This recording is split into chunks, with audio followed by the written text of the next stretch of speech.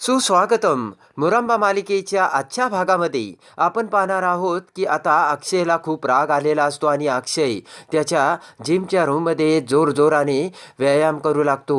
तर लगेचच शशिकांत तिथे म्हणतो की अक्षय माझ्या बछड्या, काय करतोयस तू हे? आणि मला माहीत आहे तू असा राग का व्यक्त करतोयस, पण तुला एक कळतंय का, बायकांचे आणि पुरुषांचे मन वेगवेगळे असतात रे. आता शशिकांत म्हणतो की तुझ्या आईचंच बघ ना अक्षय, तू तिची विचारपूस करावीस, तिच्याकडे लक्ष द्यावे असं तिला वाटतं. तर मी काय अपेक्षा करतो, मला आता या बायकांच्या अपेक्षांचा कंटाळा आलाय असे शशिकांत हा अक्षयला सांगत असतो. शशिकांत म्हणतो की अरे ह्या बायकांचे नखरे किती दिवस आपण पुरवत बसणार. शशिकांत म्हणतो की या बायकांनी आता परपुरुषांना सुद्धा घेऊन जाण्याचं सुरू केलंय आणि रणांगणावर लढणारा शूर पुरुष हा अखेर रणरागिणी झालाय. तर शशिकांत अक्षयकडे बघत म्हणतो की असा जोराने पंच मारला पाहिजे, त्यामुळे हात अजून बळकट होईल पुरुषांचे. तर आता अक्षय हा मोठमोठ्याने ओरडून राग व्यक्त करतो. इकडे आता रेवा ही आरती, जान्हवी आणि मयुरीला बोलावत म्हणते की मी तुमच्यासाठी खूप सुंदर गिफ्ट आणलीत आणि पहिलं गिफ्ट मयुरीला देते, दुसरं जान्हवीला देऊन तिसरं आरतीला देऊ लागते. तर आरती म्हणते मला नकोय गिफ्ट. तर मयुरी ते गिफ्ट बघून खुश होते आणि म्हणते की रेवा किती वर्षांनी मला कोणीतरी गिफ्ट आणलंय. तेव्हा रेवा म्हणते की मी तुम्हाला आता कायम गिफ्ट देत जाईल. रेवा म्हणते की आपल्या घरी नवीन इव्हेंट सुरू होणार आहे, त्यासाठी मी ही शॉपिंग केली. तेव्हा जान्हवी म्हणते की आता कसला नवीन इव्हेंट्स. जान्हवी म्हणते की ऑलरेडी आपल्या घरात आता ही वाईट गोष्ट घडली ना. तेव्हा रेवा म्हणते मला माहीत आहे. तेव्हा वाईट गोष्टी विसरण्यासाठी चांगल्या गोष्टीसुद्धा करणं गरजेचं असतं. रेवा म्हणते की चांगल्या गोष्टी घडण्यासाठीच मी हे शॉपिंग केलंय आणि हे गिफ्ट घेऊन आलीत. तर जान्हवी म्हणते की रेवा काय घडलंय नक्की. तेव्हा रेवा म्हणते की सांगते, पण अगोदर गिफ्ट्स तर बघा. तर तिघीही ते गिफ्ट्स बघतात. तेव्हा तिघींनाही रेवाने साड्या गिफ्ट दिलेल्या असतात. तेव्हा खुश होत मयुरी म्हणते की वाव, हे काय आहे रेवा. तेव्हा मयुरी ते गिफ्ट बघत विचार करते की अरे बापरे, या रेवाला कळलं तर नाही ना की मी मुंबईला जाणार आहे पळून. तर इकडे आता आरती ते गिफ्ट बघून विचार करते की या रेवाला तर कळलं नसेल ना मी प्रेग्नंट आहे म्हणून. आरती विचार करते की रेवा एवढी कधीपासून चांगली झाली आहे आणि सर्वांना कळावं म्हणून तिने हे असा विचार करून गिफ्ट आणलं काय. तेव्हा आरती आणि जान्हवी म्हणतात की पण रेवा तू हे काय करते सांग ना. तर रेवा म्हणते सांगणार आहे, थोडंसं पेशन्स ठेवा आणि तोपर्यंत हे गिफ्टचं तरी एन्जॉय करा. तेव्हा रेवा ही विचार करत म्हणते की माझ्या आणि अक्षयच्या लग्नाची तयारी लवकरच आता सुरू होणार आहे. रेवा अक्षय मुकादम. इकडे आता शशिकांत हा पंच मारत असलेल्या अक्षयला म्हणतो की चल अक्षय, मी तुला जन्नत दाखवतो. जन्नत, कोणताच बाप मुलाला अशी जन्नत दाखवणार नाही, चल. तर अक्षय म्हणतो की त्याने काय होणार आहे. शशिकांत म्हणतो की तू चल तर खरं. शशिकांत म्हणतो की एक नातं तुझ्यापासून लांब गेलं ना तर बाकीचे सगळे नाते सेव्ह करू आणि मग सगळेजण तुझ्या मागे येतील, चल अक्षय. तर शशिकांत म्हणतो की हे असं झुरत जगणं बरं नव्हे, आयुष्य हे जगण्यासाठी असतं. तेव्हा चल आपण तिकीट काढू, आपल्याकडे व्हिसा सुद्धा आहे. शशिकांत म्हणतो की ऐक माझं, चल आपण जन्नत घेऊन येऊ. तर रागाने अक्षय तेथून निघून जातो. तेव्हा शशिकांत हा हसू लागतो. इकडे आता रमा ही तिच्या डोळ्यासमोर रेवा आणि अक्षयच्या प्रपोजचा फोटो येत असतो. दरवाजा उघडताच अक्षय कसा आपल्या मांडीवर पडला हे सर्व आता रमाच्या डोळ्यासमोर येते. तर आता इकडे लगेचच रेवाने आपले मंगळसूत्र कसे ओढले हे आता रमाच्या डोळ्यासमोर येते. पण तेवढ्यात कावेरी तिथे म्हणते की रमा, मला जरा गरम पाणी ओतून दे. तर रमा ही तिचं लक्ष अक्षयकडे लागलेले असते. रमा तिचे हात तसेच गरम पातेल्याला लावू लागते. तर कावेरी म्हणते की अगं काय करतेस रमा, तुझा हात भाजेल ना, हे कपडा घे आणि मग ते पातेलं उचल. तर रमा ही आता अक्षयला आपण काय सांगितले हे आठवून ते पातेलं उचलू लागते. तर रमाने सांगितलेले असते की तुम्ही जा इथून, मी येणार नाही घरी. तर अक्षयने सांगितलेले असते की जोपर्यंत तू येत नाही तोपर्यंत मी येथून जाणार नाही. तर तेवढ्या तिकडे रमाचा साडीचा पदर त्या गॅसवरती जातो आणि रमाची साडी पेट घेते. ते बघून कावेरीला मोठा धक्का बसतो आणि पळतच कावेरी पाण्याचा तांब्या त्या पेटलेल्या साडीवर टाकते आणि म्हणते की रमा अगं काय हे, कुठे तुझं लक्ष. तेवढ्यात मंगला मावशी पळत पळत इथे येते. तर कावेरी म्हणते की अगं रमा तुला काय झालंय, आणि मंगला मावशीला म्हणते की घेऊन जा रमाला. तर रमाला मावशी ही बाहेर घेऊन जाते. त्यानंतर मावशी ही रमाला कॉटवर बसवते. तर रमा तिचा जळालेला साडीचा पदर आपल्या हातात घेते. तर इकडे शशिकांत आता अक्षयला घेऊन येत म्हणतो की अक्षय चल आपण मजा करू, तुला जन्नत दाखवतो. तर लगेचच अक्षय म्हणतो की आज मला पहिल्यांदा तुमचं म्हणणं पटलंय, कारण या बायकांना नेहमीच आपल्याला अशा दाबून ठेवतात. तर शशिकांत खूप खुश होतो. अक्षय म्हणतो की या बायका पुरुषांना कुठेच मोकळीक देत नाहीये आणि बायकांना सुद्धा वाटत असेल की पुरुषांनी फिरायला जावं. अक्षय म्हणतो की आपण कधी त्यांना बांधून ठेवतो, आपण नेतोच की त्यांना फिरायला. अक्षय म्हणतो की बायका भिंडोक असतात, आपण त्यांना फिरायला घेऊन जाऊ असे म्हणताच त्या घरात कामामध्ये लक्ष घालतात आणि तिथेच त्यांचा वेळ घालवतात.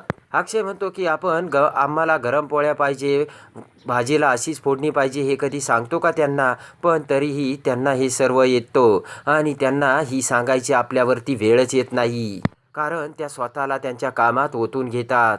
अक्षय शशिकांतला म्हणतो की तुम्ही आम्हाला लहानपणापासून सांभाळलं का, आमची हौस पूर्ण केली का, आम्हाला अंगा खांद्यावर खेळवलं का. अक्षय म्हणतो की आम्हाला कधी औषध देऊन तुम्ही मायेने झोपवलंत का, तुम्ही कशाला आम्हाला औषध देताल. तेव्हा शशिकांत म्हणतो की ए काय बोलतोयस तू. शशिकांत म्हणतो की मला वाटलं की तुझं मन परिवर्तन झालं, पण तसं नाहीये. तर अक्षय म्हणतो की नका बदलू मग मला, मी आहे तसाच ठीक आहे.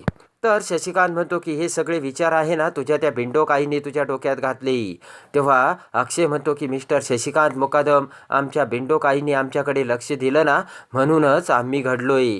अक्षय म्हणतो की मी माझ्या बायकोसाठी झुरतो, तिची काळजी करतो ना, कारण माझं माझ्या बायकोवर प्रेम आहे. अक्षय म्हणतो की आज फक्त मी गेलो नाही कारण आजीची तब्येत बरी नव्हती, पण उद्यापासून मी दररोज जाणार आणि तोपर्यंत जात राहणार जोपर्यंत ती मला माफ करत नाही. ती तुझ्यासारखे पुरुष असताना बाकीचे पुरुषांना बदनामी सहन करावी लागते. अक्षय म्हणतो की तू जर माझ्या आईला रिस्पेक्ट दिला असता तर कदाचित मी आज थोडासा तुम्हाला रिस्पेक्ट दिला असता. तर सीमा दरवाजात त्यांचे ते सर्व बोलणे ऐकत असते. तेव्हा अक्षयचे ते बोलणे ऐकून सीमा विचार करत म्हणते की शाब्बास अक्षय, मला तुझी आई होण्याचा गर्व आहे आणि अभिमान आहे. इकडे आता काळजीने कावेरी ही सीमाला फोन करते आणि सांगते की अगं रमा भाजी चिरत होती तर तिचं बोटच कापलं आणि त्यातून खूप रक्त येत होतं, तरीसुद्धा रमाचे तिकडे लक्ष नव्हते.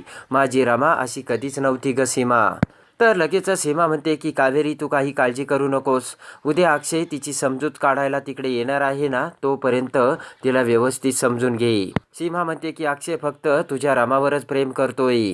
तर कावेरी म्हणते की मी हे कसं समजावू रामाला. कावेरी म्हणते की अक्षयराव आणि रेवा यांच्यामध्ये जे झालं तो भूतकाळ होता, पण रेवा अजूनही तुमच्या घरात राहते. तेव्हा मी रामाला कसं समजून सांगू, तिला कसं समजावून सांगू आणि मी सुद्धा कसा विश्वास ठेवू. तर सीमा म्हणते की कावेरी हे तू बोलतेस का. सीमा म्हणते की कावेरी मी तुझी सख्खी मैत्रीण आहे, माझ्यावर विश्वास ठेव. हे पुरुष असतातच असं, पण माझा अक्षय ना खरंच खूप वेगळा आहे, कारण मी ते स्वतः अनुभवलंय. तेव्हा तू मला समजून घे असं आता सीमा कावेरीला विश्वास देते. सीमा म्हणते की अक्षय फक्त तुझ्या रामाचा आहे. तेव्हा कावेरी म्हणते ठीक आहे, मी रामाला समजावण्याचा प्रयत्न करीन. सीमा म्हणते की हळूहळू रामाचा सुद्धा राग शांत होईल आणि सगळं काही ठीक होईल, तू काही काळजी करू नकोस कावेरी. इकडे आता रमा ही फक्त अक्षयचा विचार करत असते. अक्षयना आपल्या 2 वेण्या कशा बांधून दिल्या होत्या आणि सांगितलं होतं की रमा लोकांना आवडत नाही म्हणून आपण आपली चॉईस कधी सोडायची नसते. तेव्हा रागाने रमा तिच्या 2 वेण्या सोडून टाकते. तर लगेचच कावेरी रमाकडे येत म्हणते की रमा तुझं काय चाललंय, माझी रमा अशी कधीच नव्हती. तेव्हा रमा म्हणते की आई तुझं बरोबर आहे, कारण तुझ्या रमाकडे आत्मविश्वास होता आणि आता ह्या रमाकडे तो आत्मविश्वास नाहीये, मला आता स्वतःचीच भीती वाटते. तर रमा उठून उभा राहत म्हणते की माझं शिक्षण जरी कमी झालं असलं ना, तरीसुद्धा मला असं वाटत नाही, कारण माझ्याकडे व्यावहारिक ज्ञान आहे. माणसं ओळखण्याची आणि त्यांना समजून घेण्याची माझ्यात कसरत आहे. मला वाटत होतं की मला माणसांची पारख आहे, पण नाही, तसंही नाहीये. तर रमा म्हणते की मी अडाणीच राहिले, माझी लायकीच नाहीये आणि मला सर्वजण हे सांगतही होते. मी त्यांच्या बरोबरीचे नाही हे मला सर्वजण सांगत असताना सुद्धा मी त्यांचं काहीच ऐकलं नाही, असे आता रमा कावेरीला बोलते. तर पण आज मला सगळं समजलंय. त्यावेळेस माझी चूक होती आणि तुम्ही सर्व बरोबर होते हे मला चांगलंच समजलंय. नाहीतर त्यांचं जर माझ्यावर प्रेम असतं तर त्यांनी मला हे अगोदरच सांगितलं असतं. मला विश्वासात घेऊन त्यांनी मला सगळं सांगितलं असतं, मला माझ्यापासून काहीच लपवून ठेवलं नसतं आणि ही माझी हार आहे आई. रमा म्हणते मीच कुठेतरी कमी पडले आणि म्हणूनच हे सगळं होतंय. कावेरी रमाचा हात धरून म्हणते की रमा असं काहीच नाहीये, तू स्वतःची हिंमत वाढव आणि तुला स्वतः सर्व काही जिंकायचंय. तर आता इकडे लगेचच रमा ही तिच्यामध्ये हिंमत आणण्याचा प्रयत्न करू लागते. त्यानंतर रमा ही देवबाप्पासमोर दिवा लावते आणि म्हणते की देवा आता सगळं तुझ्याच हातात आहे, तूच आता मार्ग दाखव. तर इकडे आता मुकादमांच्या घरात पूजा असते तेव्हा सर्वजण पूजेसाठी बसलेले असतात. अक्षय समोर बसलेला असताना गुरुजी म्हणतात की तुमच्या पत्नी कुठे आहेत, त्यांना बोलवा. तर अक्षय म्हणतो की ती इथे नाही आहे, ती माहेरी गेली आहे. तेव्हा लगेचच गुरुजी हे एक पान आणि सुपारी घेऊन ते भिंतीवर ठेवण्यासाठी सांगतात आणि सर्वजण पूजा करू लागतात. तर तेवढ्यात लगेच रेवा तिथे येते आणि रेवा तिच्या हातातील पाण्याचा ग्लास ही पूजेच्या शेजारी सांडला जातो. तेव्हा लगेचच सर्वांना मोठा धक्का बसतो. तर रेवाने आता मोठा अपशकुन केलेला असतो. तर आता अक्षय रेवाला कोणती शिक्षा करतो आणि रमाचा गैरसमज दूर करून आता अक्षय पुन्हा रमाला कसे मुकादमांच्या घरी आणतो हे बघण्यासाठी आणि मुरंबा मालिकेच्या डेली अपडेटसाठी आपल्या चॅनलला लाईक करा, सबस्क्राईब करा.